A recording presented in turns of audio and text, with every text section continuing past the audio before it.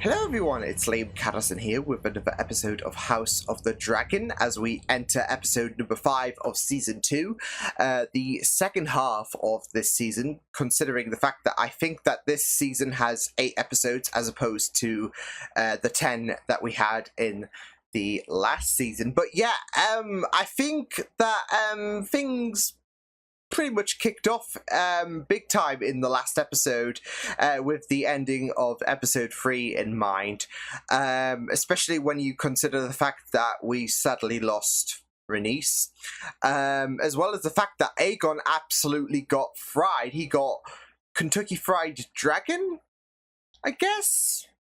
Yeah, so, yeah, that's going to be very, very interesting. What's funny, actually, I saw midweek on TikTok was basically a parallel to, considering the fact that Aemond fried Aegon, I saw the parallel to The Lion King, when you obviously consider the fact that Scar...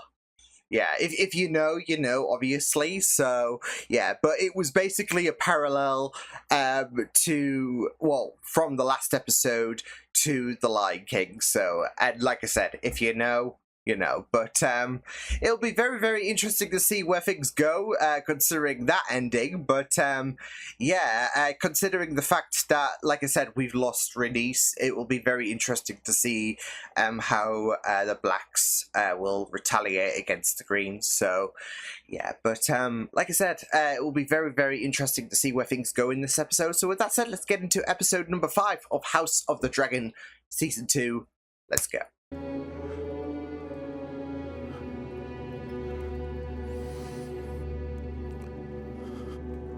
News broke out. Oh, good.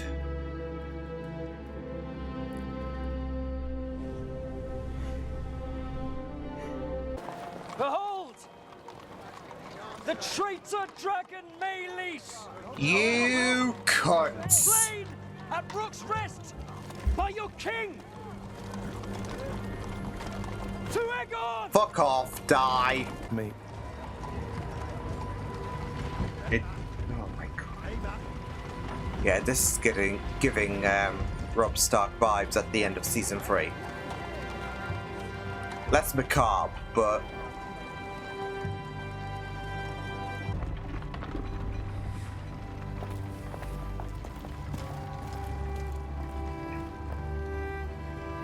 You knew what you were doing.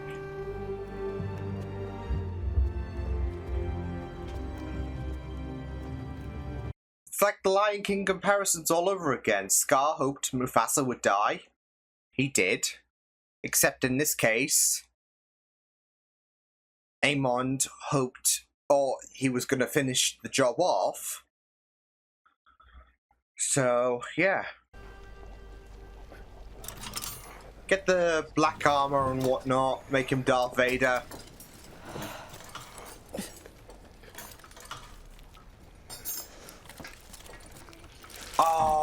Oh, fuck.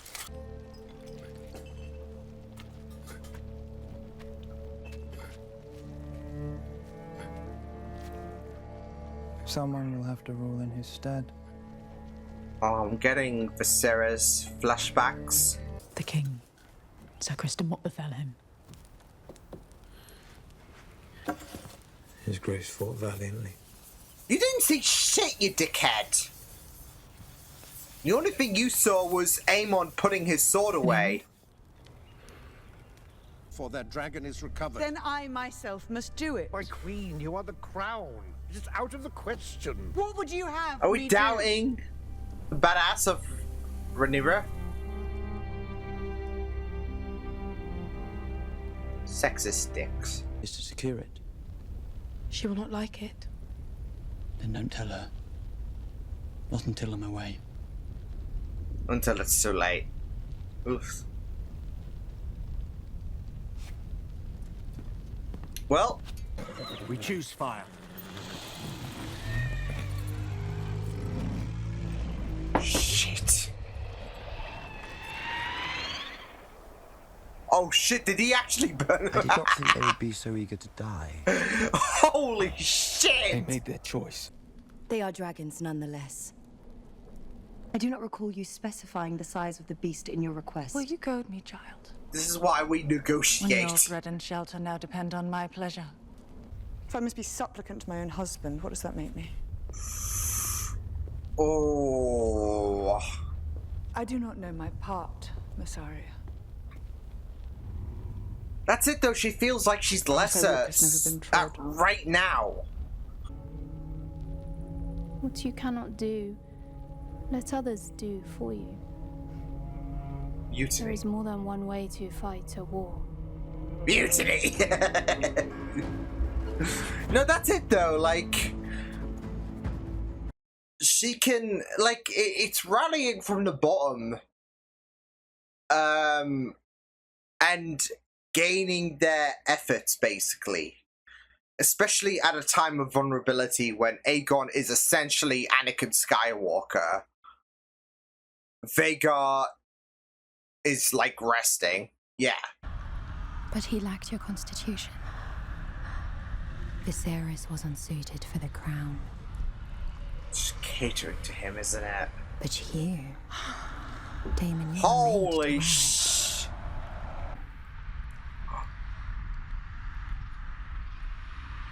Oof. But that's an ouch as well to absorb. Oof. Oh. I rather thought your grace, as emissary to the Queen, that perhaps she could provide the necessary coin, if you could only write to her. No. This is his. Paranor is my command. Yeah, this is his. King. But you're the prince. Ooh. What would you call the husband of the Queen? Well, the king. There it is then. Consort.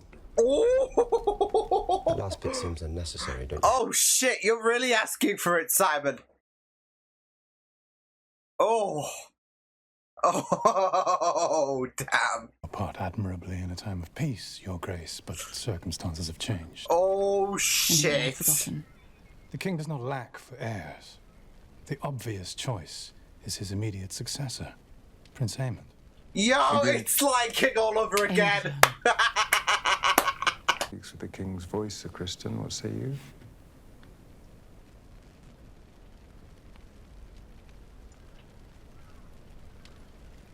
Aemond is the next in line. Oh, Krispy Kreme ain't getting fucked tonight. It must be him. No one is to leave or enter save with our consent. Merchants, so forth. Jeez. What are your tasks? If you go back to the last episode and how Aegon was like so confuddled in terms of what to say compared to Aemond was just like on it. I mean, to be fair, like she said, Alicent has experience and all of that, but the council have decided that times have changed, etc.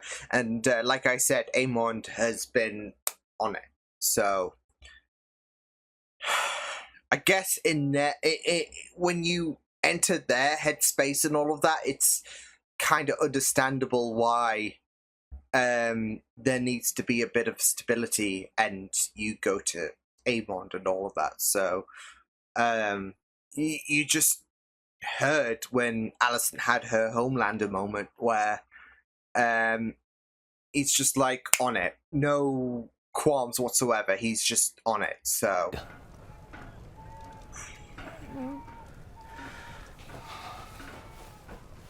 I mean, I'm sure. I was gonna say, I'm sure she's thinking, what's the difference right now? The king has promised payment. The king has lied. That's it, though. When you've got two conflicting ideologies with Aegon and Aemond.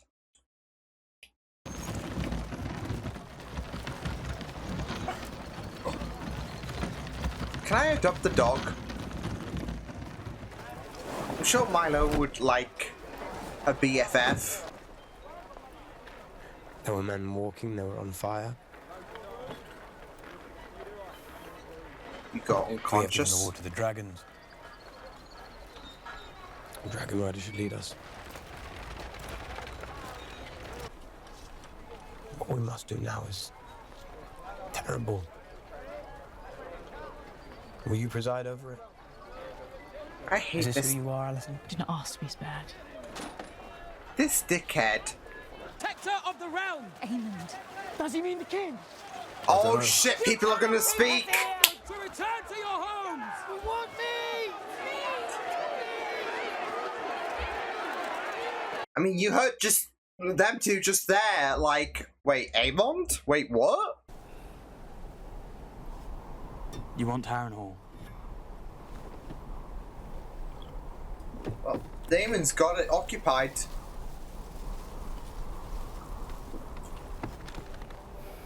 Oh, Jace!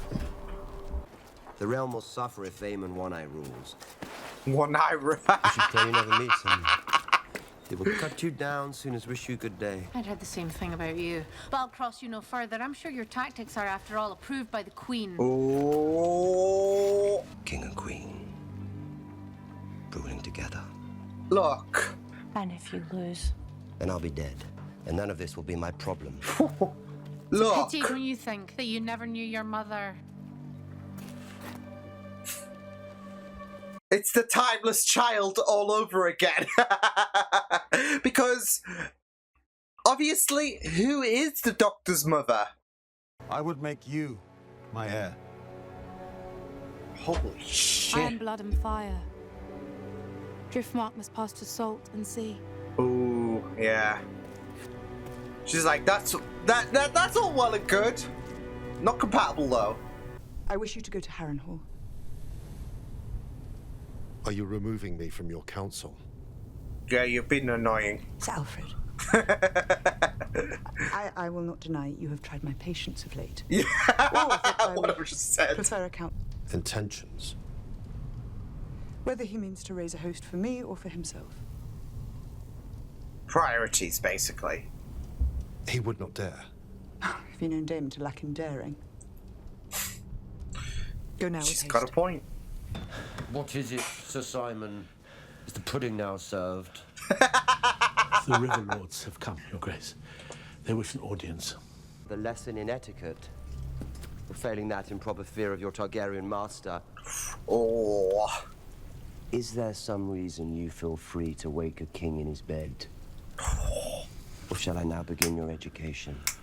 House Holy shit! The slaughter of a child in his mother's arms. That is a lie, and I will have the man who told it brought before me. Oh, your man is half the kingdom, my prince. Oh, damn! Was it worth the price? Oh, heck!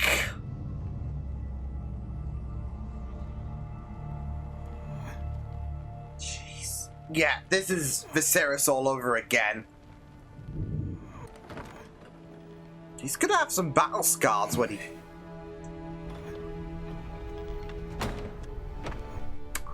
Oh, shit. No, but he's gonna have some battle scars when he comes to. And you are my son, and I did not give you leave to go. You do not give me leave to go to anything. Oh, man. But who else is there? Rhaenys is dead and Baelor cannot bear the burden alone. And when Aemond comes Yes, hunting step for you, up. your dragon is young. We have no dearth of dragons. You have two large enough to stand against Vhagar. They are called Vermithor and Silverwing. And they sleep just beneath our feet. Yes, and if Yeah, only they had bigger riders, doesn't none mean could better, stand does against it? It's better than death and defeat. Okay. What the hell, Jace? There are records here, surely, of our line, and of those who fell out of it. I mean, I guess it's desperate times. Scores of them. Jesus Christ.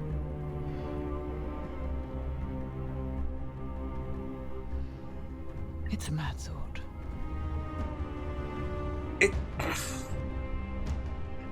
It's a mad thought, but it's a doable thought, I guess. Oh, damn. Okay.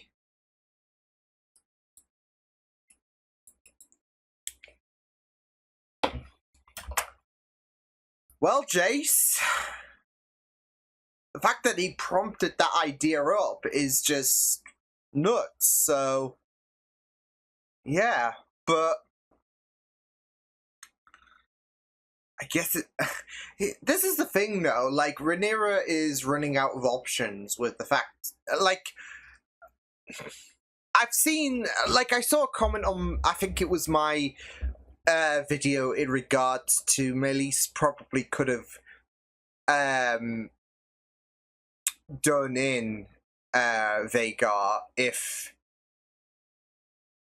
Meleys wasn't at a disadvantage in regards to the fight with Sunfire prior to Vhagar coming into battle. So, yeah, but I mean, that's it though. Like, Rhaenyra is running out of options, and yeah, so. But yeah, I know this was pretty much more low-key episode. I mean, to be fair, episode 4 was a lot more action-packed. You don't expect this episode until the end of House of the Dragon, the total end of House of the Dragon, to be action-packed and all of that. It's the same thing with My Hero Academia, where we're on the final war arc. I don't expect every episode to, from here onwards in terms of the anime, to until the total end, to be like, you know, fist fighting, etc., and all of that. There are going to be some like low key moments, like this was, and yet there is still very much intense moments, like especially with Daemon's adventures with Harrenhal, with Aemon taking charge and all of that.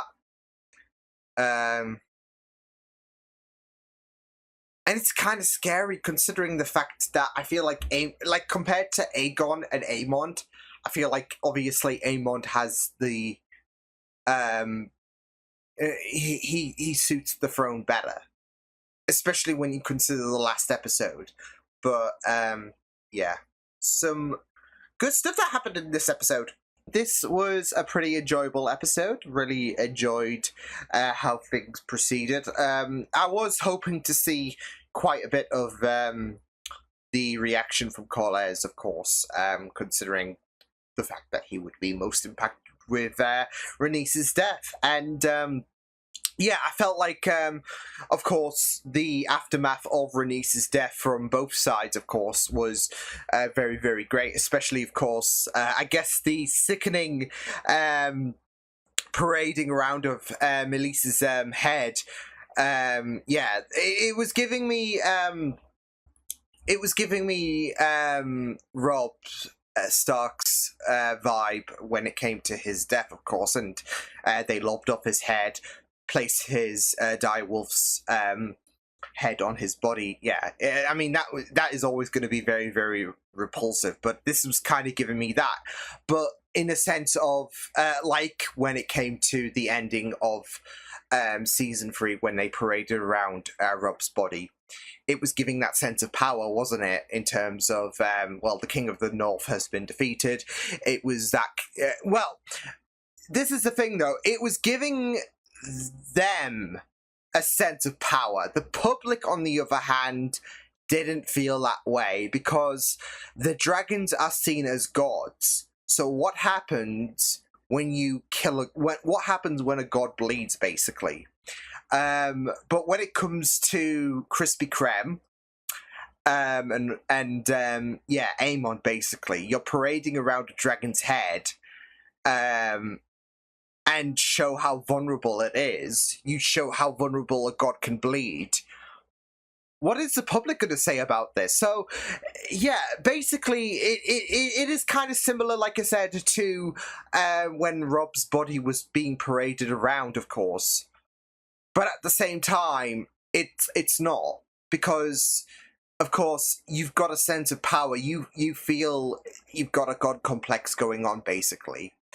But when it comes to the eyes of the public, there might be differing opinions. So, kings can bleed, gods shouldn't, and that's what a dragon should be, a god, basically, at the end of the day. So, Yeah, but it was just really, really great stuff all throughout. I thought, you know what, Jace is absolutely stepping up. And, you know, that meeting that he had earlier on in the episode, or, you know, during the latter part of the episode, should I say, that was, you know, Jace was just stepping up really, really well. And, of course, the ending scene, of course, when he confronted Rhaenyra, about basically going to Ancestry.com, basically, in terms of Targaryens merging with other bloodlines, basically. So, yeah, Jace is doing a pretty amazing. I don't know. I felt like these past couple of episodes he's really stepped up. But you know, I mean, it's funny because these past two episodes, Rhaenyra has decided to put her foot down on the pedal to basically, you know what, we're doing this in terms of war and all of that. But prior to that, in episodes 1 to 3, basically, there's been a sense of annoyance for Jace, and it is kind of funny that you know, he has kind of stepped up and all of that, I feel, in these past couple of episodes. So yeah, but yeah, it was just very interesting stuff for Jace in this episode.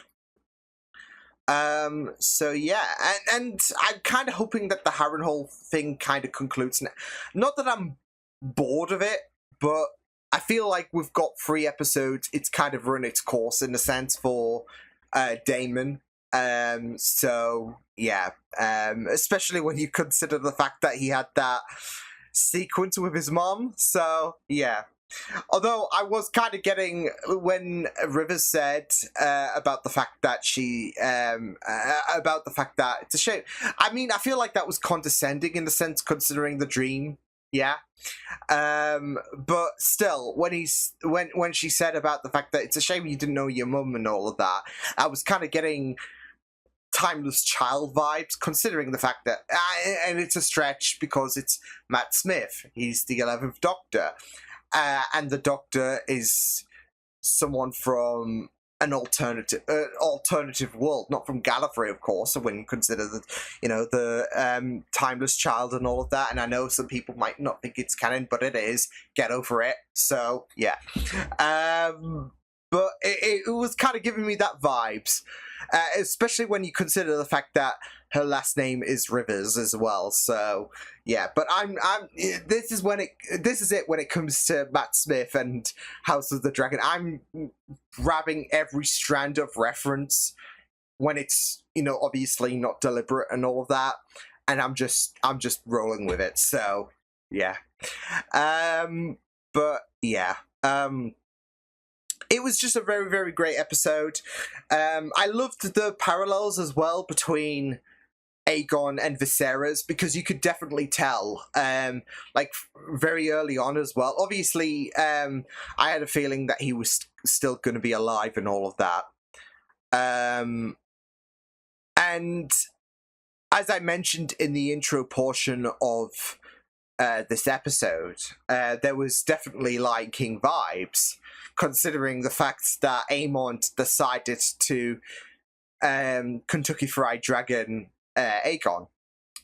And he was good, and like I said, towards the in my thoughts section, when it came to the aftermath, I said that Aemond had his sword unsheathed. He was going to finish the job, basically, until Krispy Kreme decided to be like, "Hey, Aemond," basically.